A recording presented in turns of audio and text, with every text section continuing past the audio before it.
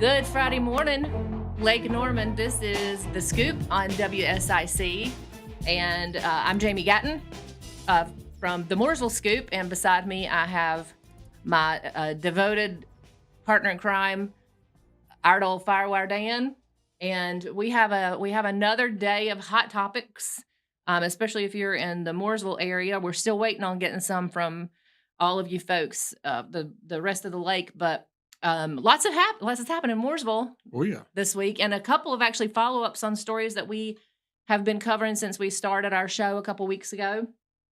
So we're going to start out talking about going back to the Charlie Kirk murder, to a couple of the fallout from people who have come out against.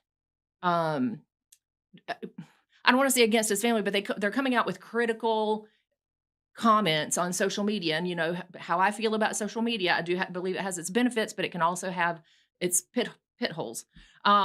So there was some people who kind of went and dug through some public comments from some Mooresville graded school district Board of Education members. And Dan actually ran a couple of those this past week, and it has created quite the kicked hornet's nest in our area. So I was going to let him sort of get people caught up to speed in the event that you were not a part of that. And then I kind of wanted to talk about sort of the 35,000 feet of what is this? What is the implications of this? What does it mean whenever a public official makes maybe a private remark on a private page? Is their page private? Does that matter? These are things that we want to talk about and that I think that are important. So Dan, get us updated on what happened. All right. So I started receiving messages and emails on the Firewire regarding, at first, just one Mooresville graded school board member, and then it quickly turned into two. I looked at the posts myself. Were they 100% against Charlie Kirk? No. Were they looked at as in a derogatory manner due to the situation that was going on? Absolutely. One board member even tried to tie Charlie Kirk's beliefs into the flood that occurred down in Texas. That because he didn't believe in climate change, this is a direct result of climate change, the flood in Texas. Listen, that area floods all the time. It's in the news, almost yearly. So, and it falls back. This isn't a federal government thing. This is an emergency management thing. Their planner. Where was the planner that said, "Hey, there's a camp in a flood zone"? Mm-hmm. That's not the federal government. That's the local government. So to try to even say something like that is ridiculous. But anyways, these two board members, a Monica Bender and a Debbie Ford Marsh, they have publicly put on their Facebook pages multiple what some people call derogatory, plain and simple.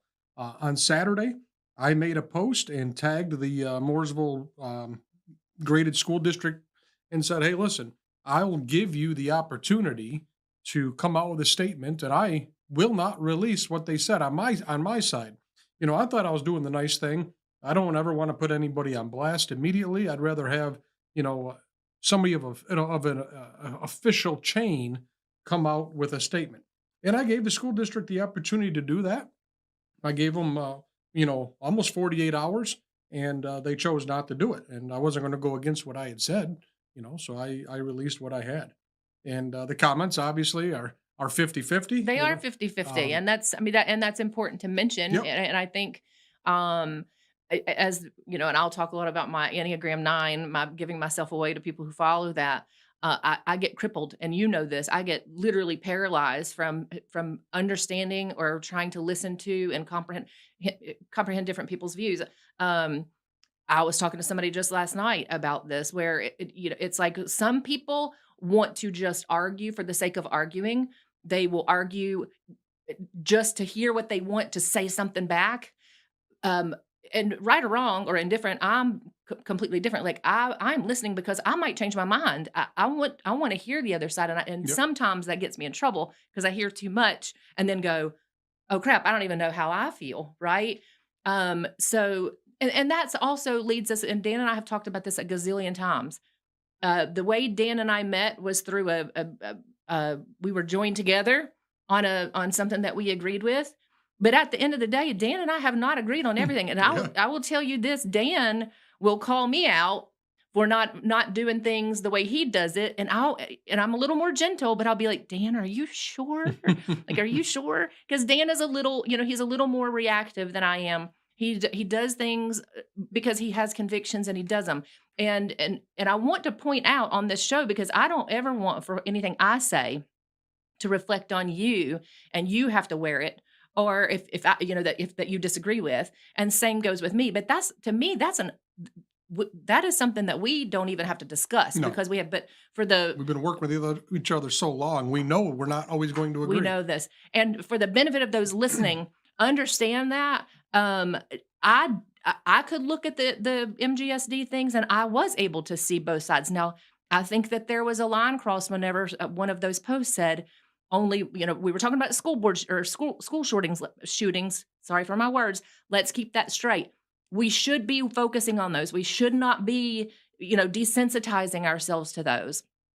But for one board member to write that there were the shootings and then there was the Kirk murder and only one should spark outrage. Yes. Now that crossed a line. Across the line. To me. Absolutely. That crossed a line to me. So anyway, there has been quite a bit of public fallout. There's also been support because these women were standing up for children, which we also need to be doing. There's absolutely no doubt about it. I just don't think we should do it on the backs of somebody else's murder. I agree 100%.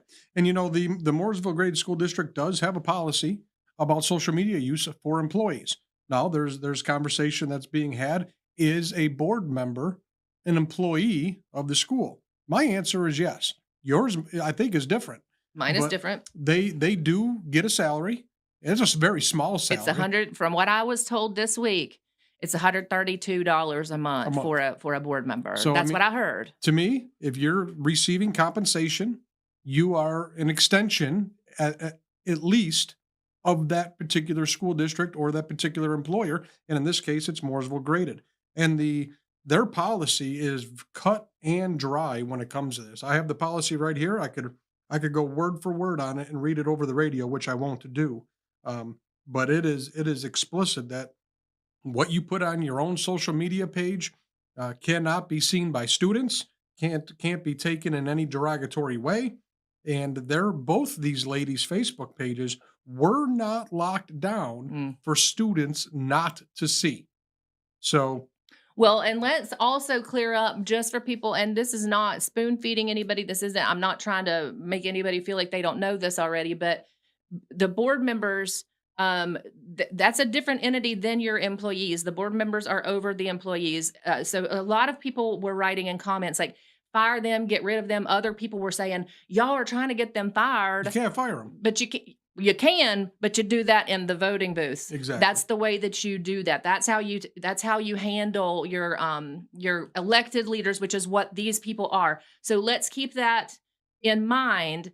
The only way that these people are held to account, if you want them to be, or if you want to vote to support them, you do that in the ballot. So this has been our first segment, and it's already been packed full of good stuff on the Scoop on WSOC. We will see you. WSIC. SIC. I don't know why I keep doing that. We will see you shortly in segment number 2.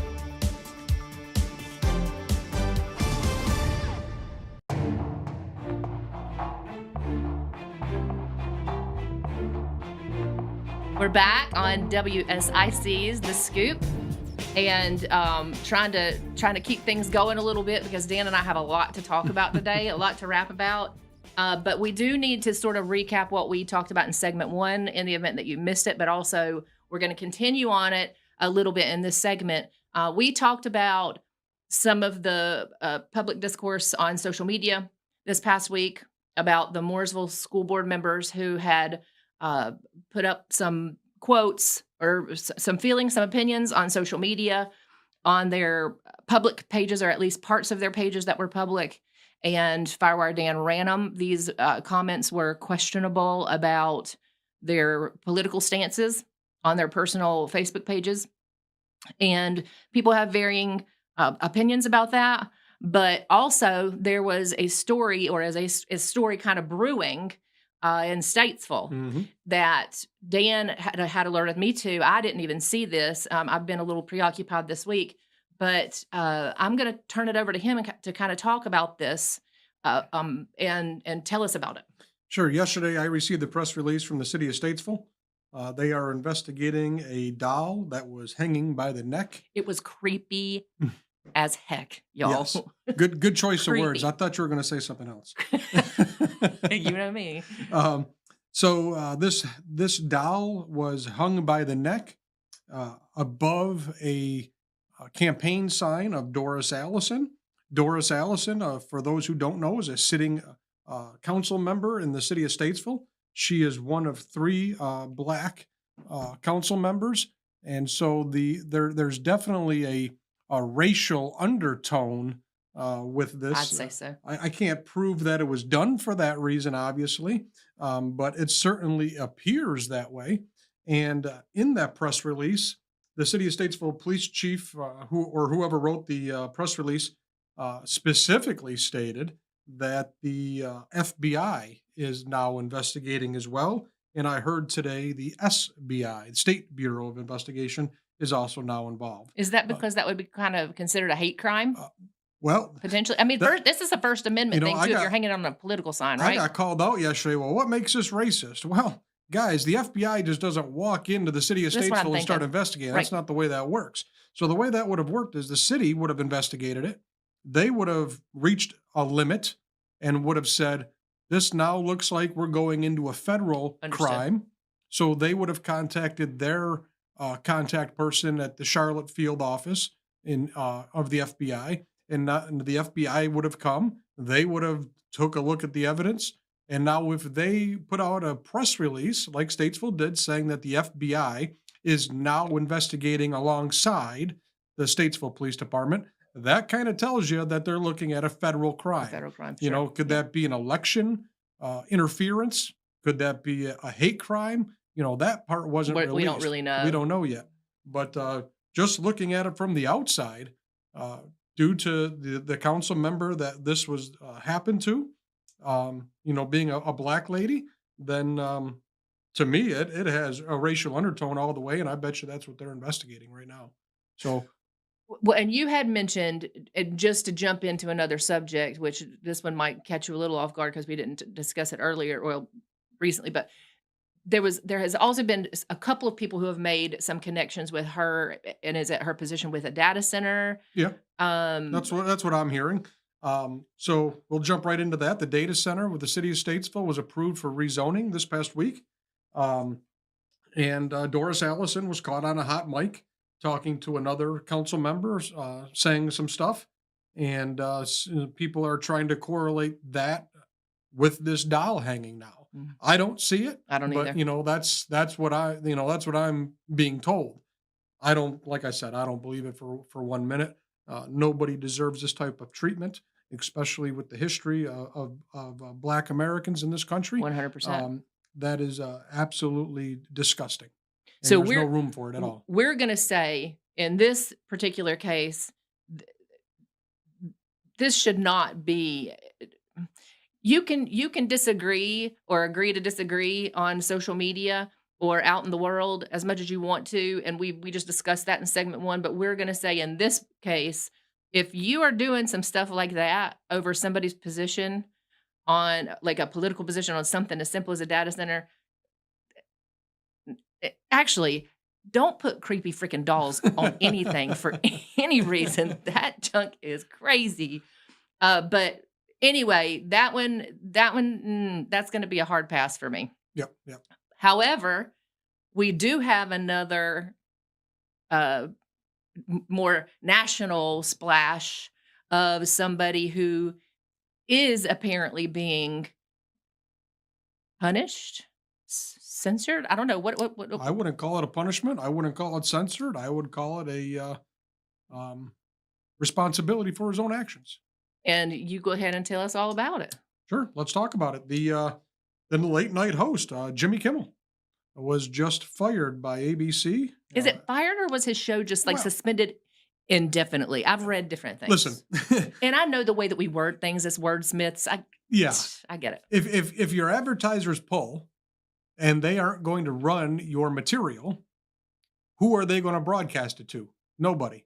So yeah, you're essentially fired. And what did do you have exactly what he said? I read it. I don't have it up, but yeah, I mean, he made the original comment was that he made fun of President Trump for trying to make it look like he was some liberal, liberal shooter, and he at the time, unconfirmed information was going around that this shooter, was a conservative. Well, as we've I all think his family is what I've heard. his mom and dad and extended family appear to be very conservative. And this particular gentleman, I think the last name is Russell, if I'm not mistaken. He is apparently a gay man. He's with a transitioning man to a woman, and had been radicalized, I guess is the best word, Mhm. over the past year or two, I guess. So his comments trying to make him look as if he was part of what Jimmy Kimmel calls is the MAGA gang, got himself in real hot water. Well, and that's the thing. That's the part that I read, which it was something about the MAGA The MAGA gang, and I gang, can't yep. immediately find it. I should have saved it last night because I totally looked it up and Here's the saw it. But problem: we all have political views. I don't think it's any secret that I am a pretty conservative person, and to this day, I've known you how many years, Jamie? I still call you a liberal, but I am not a liberal. I'm a libertarian all day long. I listen, y'all. What I say is, what I say is too crass for air. But what I say is, give me essential services and stay the heck out of my private places, and we'll just leave it at that. And Yep. just give me essential services, and Leave me alone. and so that makes me far more of a libertarian than it does So, a. But you can call me whatever you want. there's this big movement right now by some. Oh, this is First Amendment free speech. You're darn right, it sure is. Nobody says you can't say anything you don't want, but there are consequences for what you say. I actually wanted to pull up, and now I'm gonna have to find it again. Oh, this was on, I think, one of your posts, and I read it, and I was like, okay, this one resonates with me. Some did, some didn't. Some were a little out there for me, but this one, I was dead on. And I don't want to call anybody out, even though they put their name on it. So I'll just read what she wrote. So freedom of speech applies to everyone, but you aren't protected from the consequences of your free speech. That is something I always say, by the way. This is why companies have social media policies in place. If someone takes on a role that requires impartiality, especially when they know their position puts them in the spotlight, they simply should be mindful of how they speak. If someone chooses to post despite that, then they have to be able to accept those consequences. I worked for a large hospital system and an EMS service, both of which had social media policies in place. I knew if I posted something that was offensive, controversial, or otherwise uncouth as a public service worker, I would lose my job. Simple as that. People really need to take a step back from social media. It's become toxic to society, and it seems to make many lose all common sense. I could Truth. not possibly agree with this more. And granted, I am somebody who uses social media Yep. to help get the message out about what's going on Yep. in local government. But that to me was a middle of the line, freedom of speech, but no consequences or having consequences for your freedom of speech. And I think we have to think about that. And look, I understand whenever your passions are so big and you want to get it out. But I also argue, y'all, and I love you, but why are we arguing? Why do we get so worked up over things when you believe what you believe strongly? And I am clearly, if I'm strongly arguing something, I believe what I believe. You're not going to change my mind whenever we have our heels dug in that Mhm. far. The only people who are going to be the ones that you want to talk to about politics are the ones who are truly coming to you going, help me understand. And I frankly love to do that because again, I don't know everything. I love learning and I want to know where do you stand on this and why? Because you never know, you might sway my opinion. But there aren't many people out there like that, not unless y'all are out there and you just haven't told me or you haven't found me. And if you haven't, contact me, scoop tips at But what it boils down to is wsicnews.com. this particular thing, we have to realize that what you say can affect you in your professional career. And you have to make that determination whether it's worth it. Yep. And you know, Dave Portnoy put out a video. Anybody who doesn't know Dave Portnoy, look him up. He said cancel culture. They're trying to say this is cancel culture now with this host being let go from ABC. It's not cancel culture. He says cancel culture, and I completely agree with him. Is if you go digging in my past of what I said years ago and now try to use that on me now, that's cancel culture. Having direct repercussions for what I said today, that's not cancel culture. That's repercussions of what you said. So I couldn't agree more. I think that's awesome. We are done with segment 2 here. We'll come back with segment 3 on WSIC. You're going to be looking for us on 105.9 FM, 100.7 FM, and 1400 AM.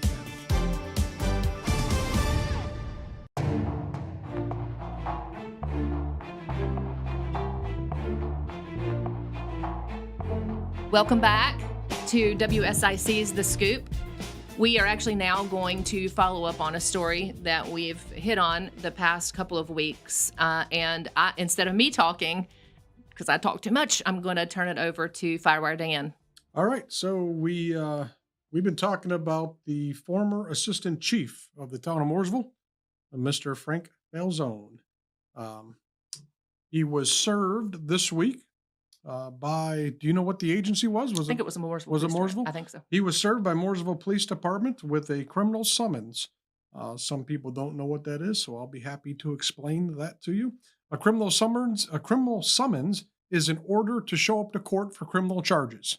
It's essentially an arrest on paper. And let's also add that it was for false imprisonment, right? Yes. Okay. He was charged with a false imprisonment charge, which in the state of North Carolina, under this general statute that he was charged with, is a misdemeanor crime. It is not a felony. If it was a felony, he would have been taken away in handcuffs. You cannot get a criminal summons for felony charges. This stems from the incident that we've been talking about for the past few weeks. This Frank Falzone had hired a gentleman to do work on his personal boat, and at some point, Frank showed up with the person that was going to be doing the work on the boat. Well, I think that they had agreed to meet at somewhere for a test run when the boat was done, right? Yeah, I believe it was Stumpy Creek. Yes, and Frank and this particular gentleman went out on the lake, and that's where some sort of argument ensued. I don't know if it was about payment or the work itself that was done. That's my understanding. Was payment, okay?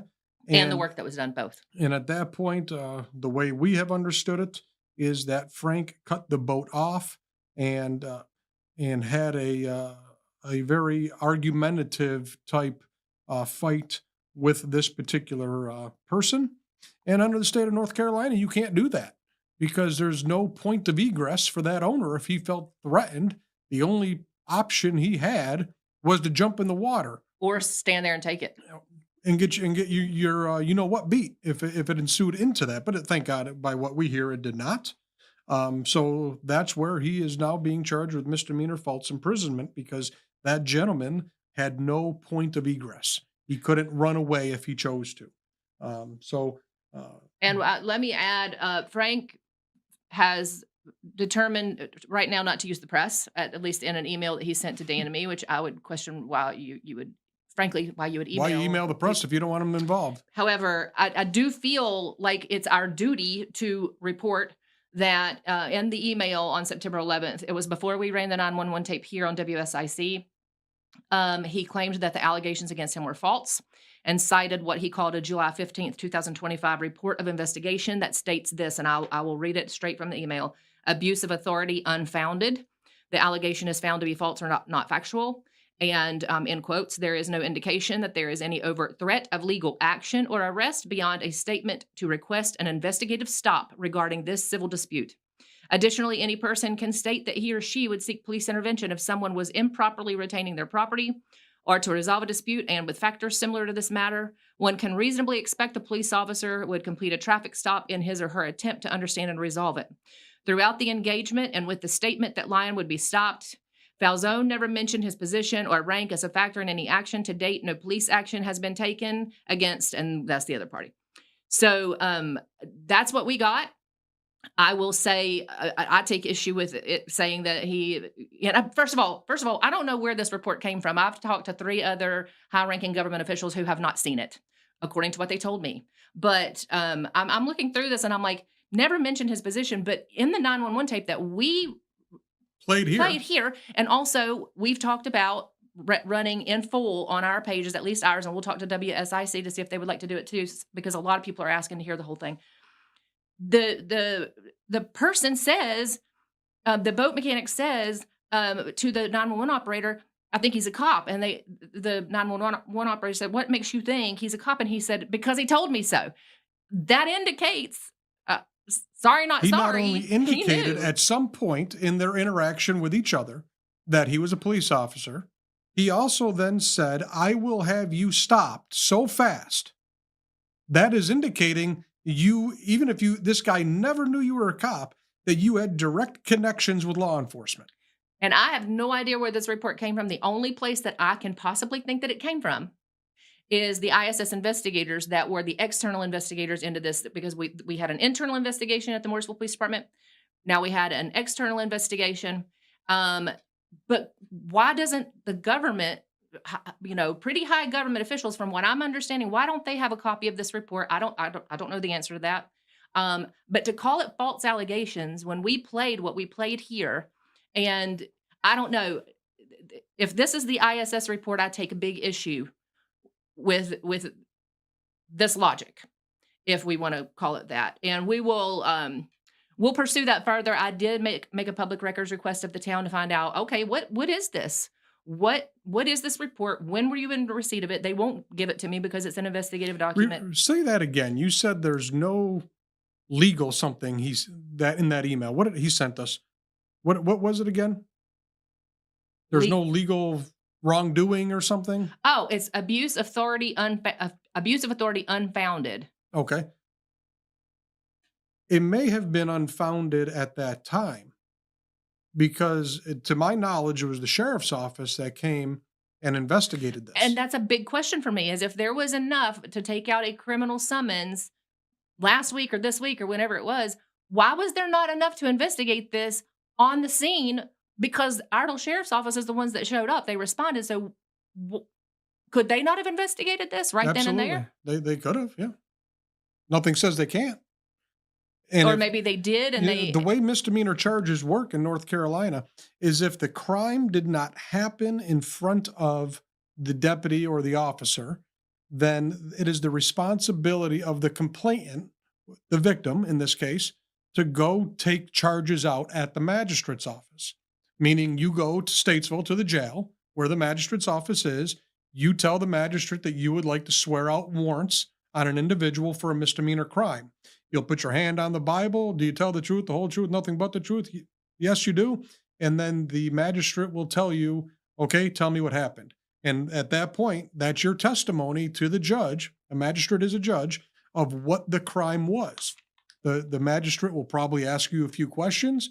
And if they find PC, probable cause, they will go ahead and issue the warrant. Or in this case, they did a criminal summons. Okay. My guess is because this was, what was it, a year later, year and a half later, whatever it has been now? Yeah. They were getting pretty close to the statute of limitations. Misdemeanor crime in the state of North Carolina is 2 years. Okay. So they had to move on this, fairly fast.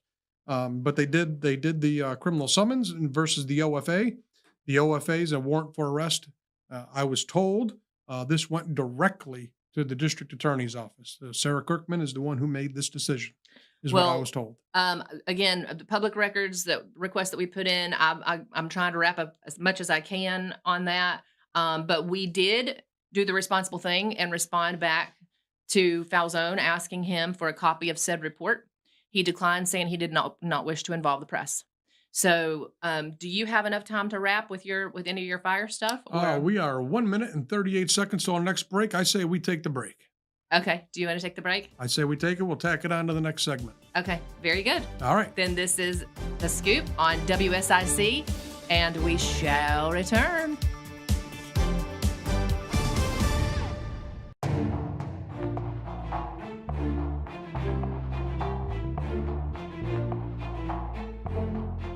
And we're back for segment 4 on WSIC Radio with Jamie from the Scoop and me, Dan, with the Firewire.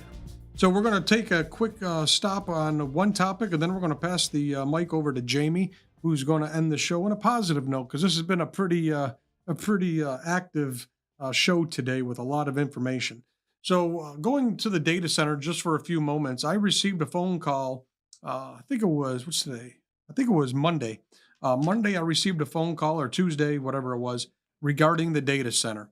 One particular fire chief gave me a call and said, Dan, you made a comment on the first show about the money from the data center going to fire departments, and that they would be able to fund the fire department with the money that they would get with the data center. And this particular chief said, Dan, that is simply not true.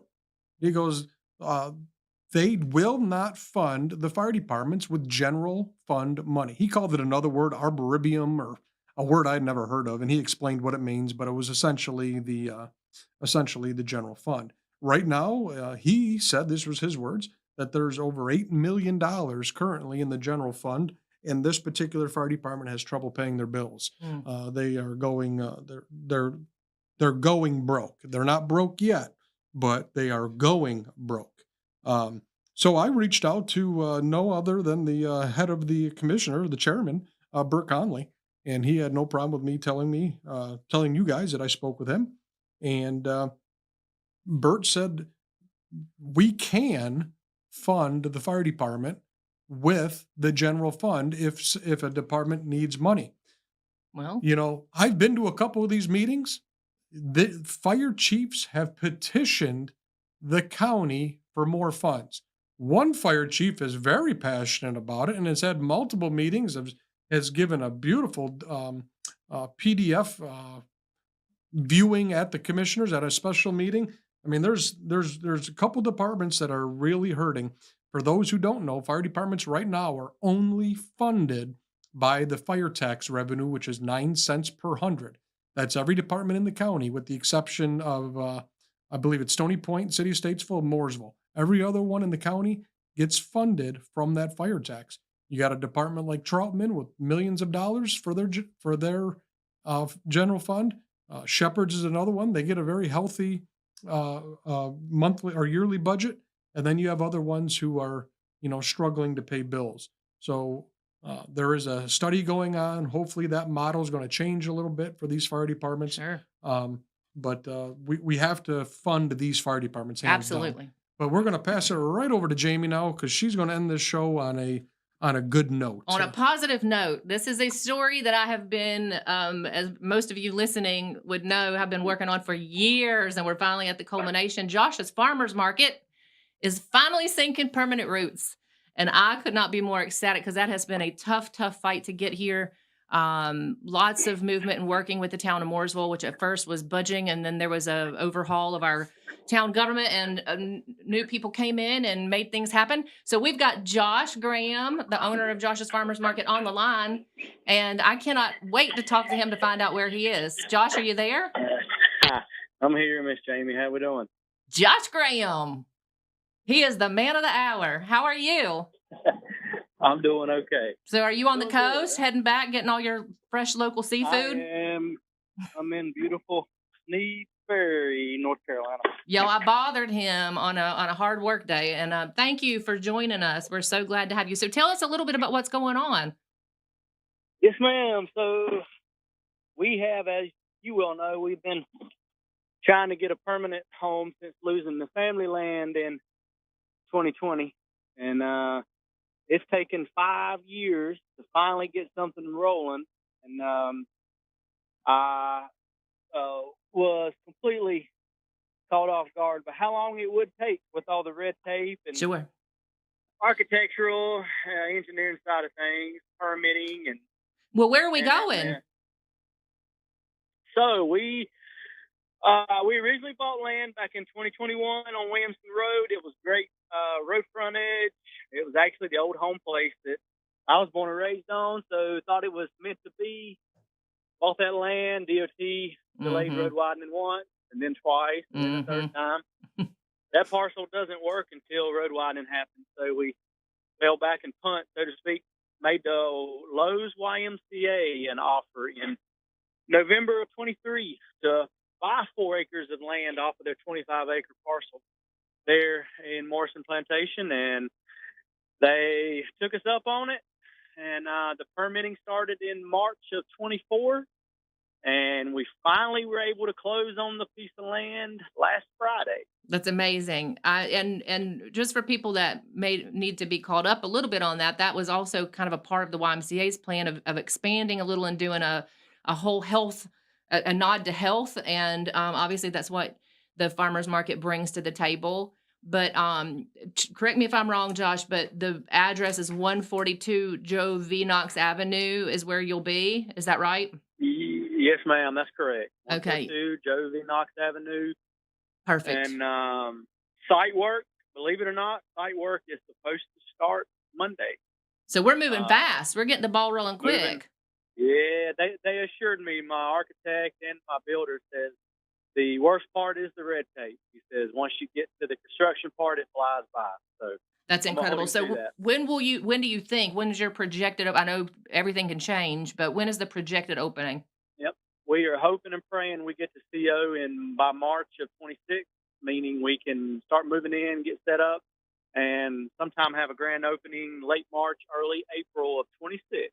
That's amazing. I know that you guys are so happy for this. We are too. Listen, we compiled a couple of questions that people were asking because the information came out so fast and sort of unexpected this week that I personally couldn't do an article. But so do you mind if I ask you a couple questions? That way we can answer those questions that came from that. Yes, ma'am. Okay. So now you only have 3 because we've already addressed 2 of them. But people are saying that hopefully there's going to be parking added for YMCA members. Maybe there were some issues with parking before when you were there before. They're saying that without you there, it's a pain parking sometimes, and it always made it more difficult when you were there. So, what is that being mitigated in any way? So we will have our own dedicated entrance coming off of Joe Knox Avenue, which will curb up onto the berm that we purchased, and we will be adding about 80 parking spots. And we'll have a service road that will tie into the Wise parking lot. So you'll have a lot of interconnectivity. There will be 80 additional parking spots added. And so that definitely will help. Good. And, of course, those will be shared parking lots. Okay. That's what I was just going to ask. Great. Excellent. Yep. Okay, so 2 more. If a farmer wants to sell items at your market, how do they do that? So we typically have 2 different ways, and one, which seems to be like I just had a call 30 minutes ago, and it was a artisan they're wanting to set up, and I said, yeah, we can try a consignment route. And she said, a consignment? She said, does that mean I do not have to be there? And I said, no, ma'am, that's correct. You drop off, and we sell it for you. And she jumped all over that. So awesome. We offer consignment, where we take a percentage of the product, the sales, and we handle the displaying, the packing, and up at night and putting out in the morning. Or we do offer a vendor setup fee. We have a vendor set area. They can pop up a 10 by 10 tent and pay a booth rent, and then keep all proceeds. Well, and of course, you're traveling all over the freaking place trying to get all of the local vegetables and fruits to bring to us at the market too. So you stay a busy man. Yeah, there's sometimes there's not enough hours in the day, but we do the best we can, and it does pay to run all over the place, because you just can't source everything at one location. That's just the way it goes, especially in the agricultural world. So well, it does require being across the state back and forth. Well, we really appreciate all the efforts that you make, and benefit from it. And I suppose that all the people over the years who we have known far and wide on in the bowels of social media, I have to use that every show. I guess everybody who has said that you never plan to build permanently, I suppose this is your answer. Yeah, you know, like I say, it took an awful long. There's a reason. There is a reason why small businesses do not build from the ground up. I have learned that Yeah. because I have almost lost my Christianity, and I've almost turned into drinking, and I don't drink, but it's almost led me that way. There is a reason, especially doing an SBA loan, which we had to do because of cash flow. I was going to say, this Yeah, build is not cheap, I'm sure. No, this is about double what I expected to. Is this an actual brick and mortar store? Or? It will be. It's a stick built. So the building itself will be a stick built, 70 by 120. Oh, wow. With 10-foot lean-to porches down one length of the wall, one side, one long side, one short side. Well, congratulations, And, Josh. Oh, well, thank you. It's been a dream to do this. I wish I would have done this back in 17, 18 when I first sat down with Larry Schaefer. Well, to hindsight's design 2020. It is, and we're finally going to make it happen. Well, listen, we have had a great talk with you, and of course, I always enjoy talking to you, Josh. So thank you, especially on a busy day, for calling in.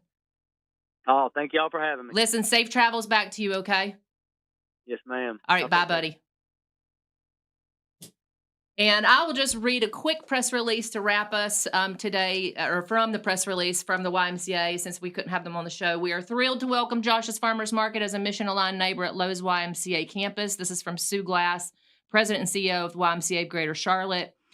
She continues, this partnership aligns with our mission and our strategy to thoughtfully optimize our real estate assets in ways that bring more value to the communities we serve.